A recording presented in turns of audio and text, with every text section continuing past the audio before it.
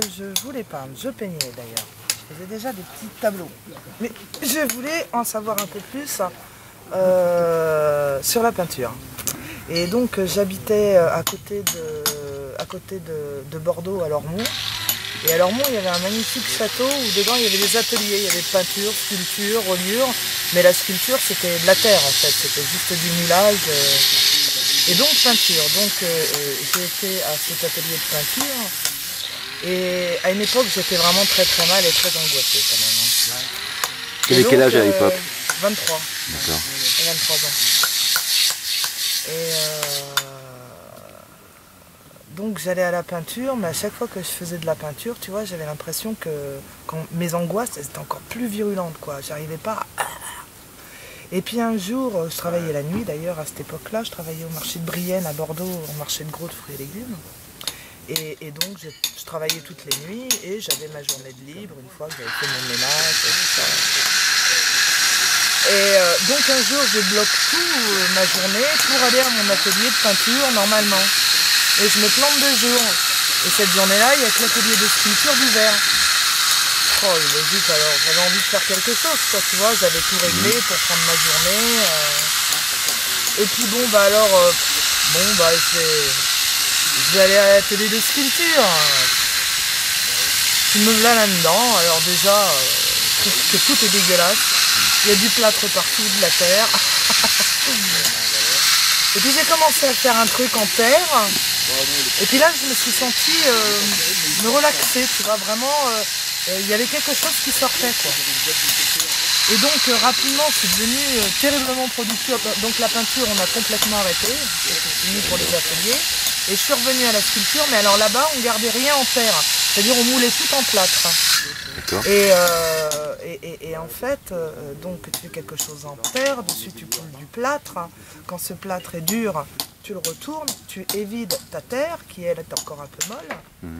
Tu mets de l'eau savonneuse dans le fond du moule, de façon à que quand tu recoules du plâtre, ça n'adhère pas à la paroi qui est déjà en plâtre. D'accord. Quand ton plâtre à l'intérieur est sec, tu retournes ton ensemble et tu casses le moule. Et c'est en cassant le moule que j'ai appris les subtilités de la sculpture, dans le sens où tu fais attention à ne pas casser la chose qui est dessous. Tu as une toute petite pellicule d'un millième de millimètre de couleurs différentes, qui est encore la couleur de la terre. Et à ce moment-là, il faut que tu sois très vigilant, très judicieux. Et là, ça m'a vraiment plu, quoi. Et la personne qui était là pour s'occuper de l'atelier, la seule chose vraiment qui nous est appris, et vraiment à chacun, il nous laissait complètement libre de faire comme on voulait. Et le seul truc qui nous a vraiment appris, en fait, c'est quand, oh merde, j'ai tout cassé, c'est fini. Non, non, regarde, ça se rattrape. Et il était toujours sur ce truc, mais non, regarde, ça se rattrape. Et c'est à ce moment-là qu'il nous montrait vraiment comment rattraper les choses. Et c'est vrai que bon, ça changeait un petit peu de ce que tu avais prévu à la base. Mais on s'est rattrapé tout le temps, effectivement. Et un jour, j'ai vraiment eu envie de sculpter la pierre. Là, il m'a dit, écoute, si vraiment tu veux sculpter un caillou, tu en glanes un, je te prête 3 outils, et puis tu te débrouilles. Et donc j'ai trouvé un caillou, où il me l'a donné, je me souviens plus. Et à l'époque, j'habitais au 18e d'une tour, sur le balcon. Je me la partie à sculpter ma première pierre sur le balcon. Et là, j'ai fait quelque chose déjà vraiment... même quand je le revois aujourd'hui, vraiment ma première sculpture en pierre était très belle. C'était ta première émotion? Ah oui, ça a été, j'ai trouvé ça fabuleux. Ah ouais, c'était, alors là, c'était, ah ouais, c'était... Qu'est-ce que tu as ressenti exactement?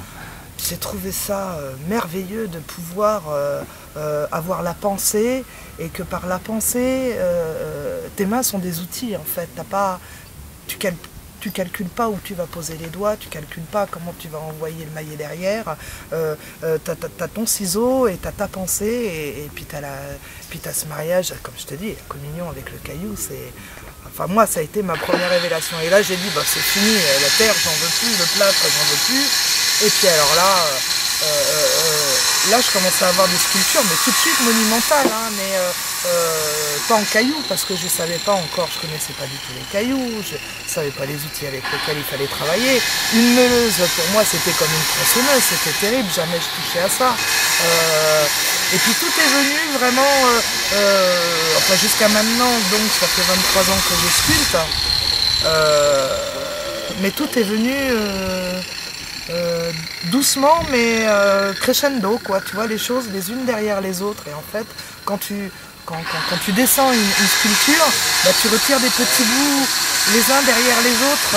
Faut jamais se laisser envahir par ce gros morceau de caillou. Non, gentiment ça va se faire. Et c'est pareil pour ma vie d'artiste avec la sculpture, quoi. Est-ce que tu penses avoir une vision plus féminine de la sculpture telle que la pratiquent par exemple les hommes? Comment tu ressens peut-être cette différence, s'il y en a une? Beaucoup plus artistique que la taille du caillou, vraiment. Je suis plus dans la sculpture en taille directe, qui est vraiment la taille de pierre comme certains le font. Là ils commencent tous avec des dessins, c'est très nana, ils sont presque même au compas, machin. Moi j'aime pas ça, j'ai un modèle, j'ai une idée, et ce sera pas exactement la même, mais je vais sortir la même émotion. Maintenant d'avoir une vision plus féminine, où non, je fais, voilà, je serais la même femme et je préférais du bien droit, du bien carré, du bien rustre, bah ça serait comme ça. Mais il s'avère que j'aime quand ça tourne, quand ça bouge, quand ça vit, quand ça... J'aime dialoguer avec elle et aller la chercher, la tenter tout le temps.